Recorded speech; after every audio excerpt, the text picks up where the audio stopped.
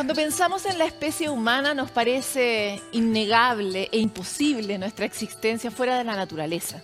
Sin embargo, a medida que hemos ido evolucionando, habremos evolucionado, hemos ido perdiendo esa conexión que es tan estructural de nuestra especie. Hoy la ciencia ha identificado elementos que son críticos en el bienestar humano y que dicen relación con la falta de naturaleza en nuestra vida cotidiana. Para hablar de este tema específicamente es que hoy día estamos con Richard Louv, autor y cofundador de Children and Nature Network, la red de niños y naturaleza, que es una organización que se dedica específicamente a promover este vínculo. Richard, muchas gracias por estar aquí en Sanamente. Gracias por invitarme. Quisiera empezar en tu infancia. ¿Cómo era tu niñez comparada con la que hoy puede vivir un niño o una niña? Crecí a las afueras de la ciudad de Kansas, en los suburbios. Pasé gran parte de mi infancia en el bosque con mi perro, que se llama Banner. Mis padres casi nunca sabían dónde estaba, pero mi perro Banner sí. Tenía una sensación de conexión real con ese bosque, y sigue en mí, sigue en mi corazón. Voy para allá cuando necesito sentirme en paz.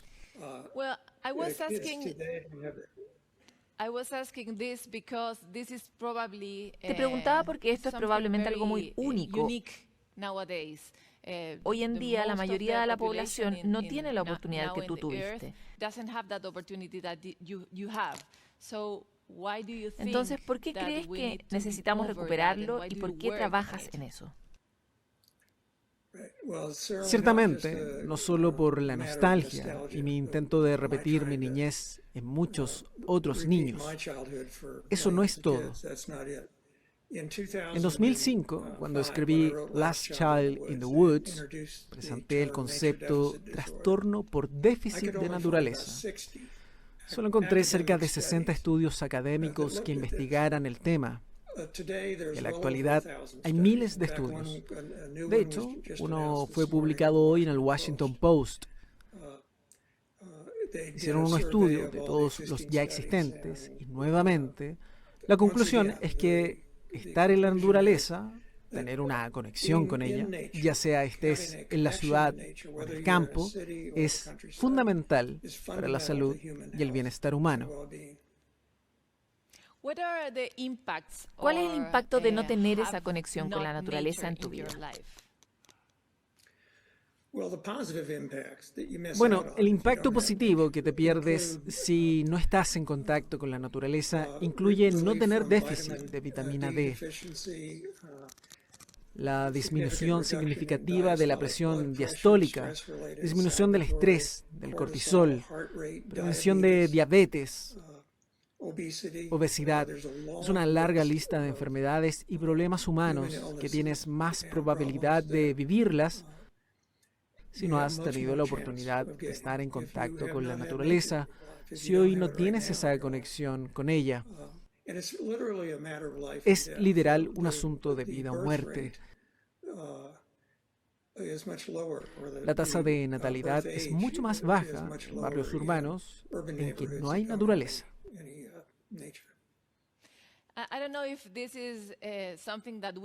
No sé si es algo que se pueda medir, pero ¿qué dosis de naturaleza sería saludable para una persona? Seguro, hay colegas trabajando en responder esa pregunta. La Universidad de Essex en Inglaterra. Los investigadores dicen que son 20 minutos al día para hacer un verdadero cambio en el bienestar psicológico. Soy un poco escéptico de los estudios que intentan llegar a una dosis exacta, porque ¿cómo era el tiempo ese día? ¿Cuántos árboles viste? ¿Estabas en la playa? ¿En el bosque?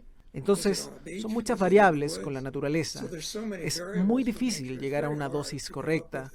Lo que yo digo es, un poco es mejor que nada y más es mejor que un poco. Definitivamente, tal vez los niños hoy día no están tan perceptivos para aprender sobre la naturaleza, para estar en contacto con ella y sentirla.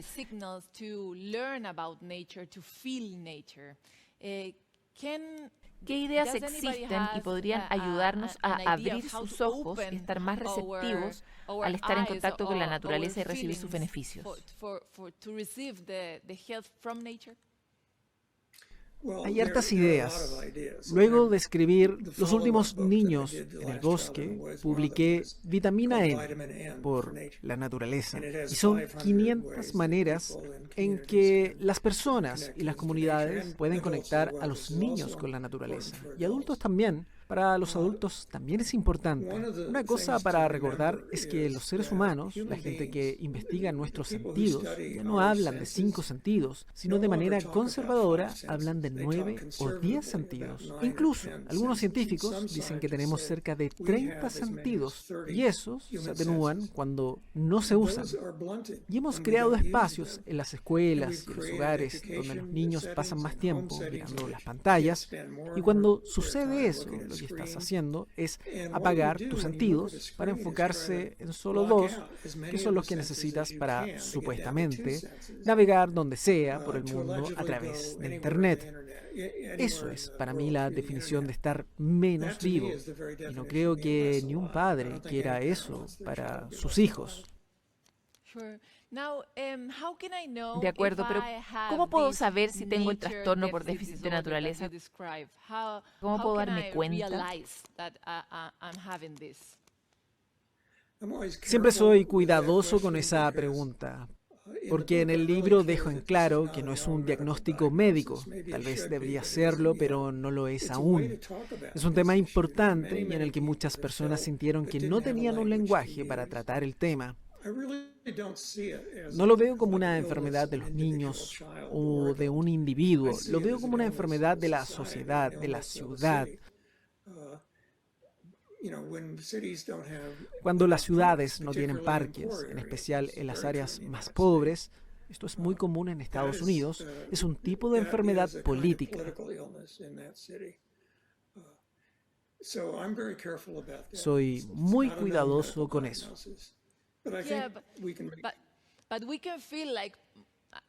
Sí, pero podemos sentirlo, o sea, creo que lo tengo. Tal vez hay mucha gente que te está escuchando en esta entrevista que sabe que no tiene suficiente naturaleza en su vida. ¿Cómo podemos impulsar los caminos de sanación que has diseñado, pero en ciudades? No yendo al bosque, sino tal vez al interior de las ciudades. ¿Qué podemos hacer en las ciudades que ya están diseñadas de esta manera? Bueno, yo siento que también lo he tenido, lo entiendo. Hoy en día, los pediatras están empezando a recetar estar en contacto con la naturaleza. También están haciéndolo en Canadá. Ya está en el campo de la medicina. Otra cosa que ha cambiado es el diseño biofílico, que es básicamente diseñar naturaleza dentro de un edificio o un barrio y luego mantenerla ahí. La gente que va a sus lugares de trabajo o escuelas y que están diseñadas por diseñadores biofílicos y que siguen rodeadas por la naturaleza, tanto por fuera como al interior del edificio, son más productivos, se enferman menos. Así que también es un asunto de diseño. Cuando las ciudades crean más parques en barrios en que no hay áreas verdes, es muy importante. Hay muchas cosas que las ciudades pueden hacer ahora en Estados Unidos. Children and Nature Network está trabajando con National League of Cities, que representa a más de 18,000 alcaldes, para intentar descifrar qué significa ser una ciudad rica en naturaleza y cómo llegamos a eso. ¿Y cómo entrenamos a los alcaldes en el futuro para asegurarnos que las ciudades sean buenas para la naturaleza y para los niños? Ese es un gran problema que tiene Chile también. Tenemos cifras muy malas respecto de cuántas áreas verdes y naturaleza la gente tiene disponible para ir y disfrutar. Pero intentemos encontrar una pequeña solución para el día a día, tal vez en nuestra casa. ¿Crees que, por ejemplo, tener plantas ayuda? ¿O un perro? ¿Qué podrías recomendarnos en una escala pequeña? Los estudios respaldan exactamente lo que acabas de decir. Solo tener una planta, tener una mascota. Durante la pandemia la gente se dio cuenta, cuando estaban encerrados en sus casas, que habían pájaros afuera de su ventana. Eso los hizo sentirse no tan solos. Y la pandemia, por soledad, está en una carrera paralela a la del COVID. Solo mirar por la ventana y ver que hay un zorro en tu jardín, si tienes la suerte de ver zorros afuera de tu casa, eso te hace sentir menos solo. Los seres humanos tienen una gran necesidad de no sentirse solos en el universo. Todas estas cosas importan. Puedes, de hecho, retroalimentar tu hogar con mucha naturaleza en las ciudades. La gente puede plantar jardines en las ciudades, de vegetales y de plantas nativas. Mucha gente lo está haciendo, incluso en lugares con mayor densidad de población. Me encanta este ejemplo que das, porque yo en la pandemia descubrí que en mi ventana tenemos este ciclo de distintos pajaritos que van a un árbol en específico y además nunca había notado que visitaban ese árbol.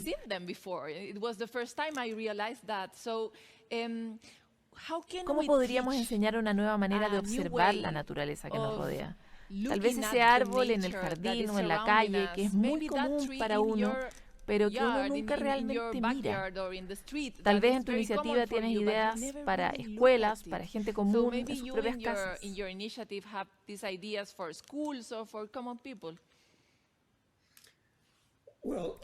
Hay un movimiento en Estados Unidos en que cada escuela tenga al menos un lugar establecido con áreas verdes, es decir, un patio de juegos verde, no necesariamente solo asfalto y cemento. Eso hace una gran diferencia en las escuelas. Otra manera es enfatizar los sentidos en cómo nos sentimos sobre la naturaleza, no solo haciendo experimentos científicos. La ciencia es importante, pero no lo es todo. Necesitamos enseñarle a los niños a sentarse en calma al lado de un riachuelo, al lado de unas ranas, esperando a que nazcan, y sentir lo que es ser una rana. Muchas de las cosas son así de simple. Bajar la intensidad, mirar, observar, escuchar. No estamos solos en el universo. Estamos rodeados de grandes conversaciones, de otros animales, una especie de canto de vida. Si nos detenemos y observamos, inmediatamente nos comenzamos a sentir mejor y nuestros hijos también. Sí, eso es hermoso. Me gustaría que nos entregaras un último mensaje para alguien que no es un niño, sino que es un adulto, como tú o como yo, que tal vez creció sin naturaleza, que tal vez no tiene la sensibilidad de estar en la naturaleza. ¿Qué les recomendarías a quienes están viendo esta entrevista? Nunca es muy tarde y sí afecta a los adultos. Mi segundo libro era sobre el trastorno por déficit de naturaleza en adultos y sí, les afecta. Tenemos que ser cuidadosos como padres, de no pensar esto como incluir esta tarea y dejarla pegada a la puerta del refrigerador en una lista de pendientes. Es más que eso. La verdad es que cuando llevamos a nuestros hijos al aire libre, lo tenemos que hacer porque ya no sucede de manera natural, recibimos todos los beneficios al igual que los niños. Nuestros niveles de estrés disminuyen, nuestra sensación de bienestar aumenta. Podemos obtener todos estos beneficios, al igual que los niños, y nunca es muy tarde. ¿Y qué haces con un celular cuando estás al aire libre? Porque hoy en día ves a las personas en lugares hermosos haciendo este gesto, fotografiándose a sí mismos en los lugares. ¿Qué recomendarías en relación a la tecnología en la naturaleza? Hay muchas ideas en torno a eso, como puedes inferir, y yo menciono una gran lista en mi libro Vitamina N. Una de las que encontré más interesante es que una vez una madre me dijo que ella incentivaba darle un buen uso. Significa que cuando llegan al parque y los niños están sentados atrás del auto, les dice, ok, usen su celular todo lo que quieran por los próximos 10 minutos, pero luego, cuando nos bajemos, nos van a dejar en el auto y vamos a ir por una caminata. y dejan su fono en el auto. Y cuando regresemos de la caminata, pueden usarlo de nuevo y tal vez buscar en internet a los animales que viste. En vez de prohibirlos, que rara vez funciona, este método deja de lado el celular el tiempo suficiente para que padres e hijos inhalen la naturaleza por su propia cuenta.